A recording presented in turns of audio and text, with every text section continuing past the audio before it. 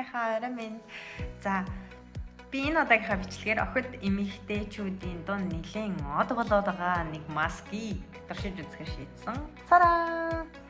За энэ хүн маскны талаар та бүхэн маш олон рил харсан байх гэж бодож байна. Хэрвээ хараагүй бол яг одоо би энэ бичлэгнийхээ голоор нэг рилс оруулъя.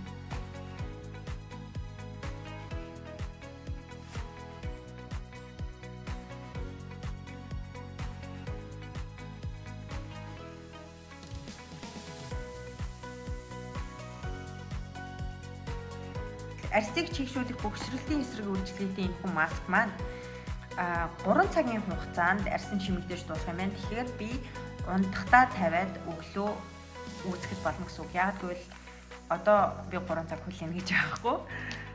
За тэгээ задлаад үзье. Би бүр юм задлж үзэхэд маш их хүлээсэн.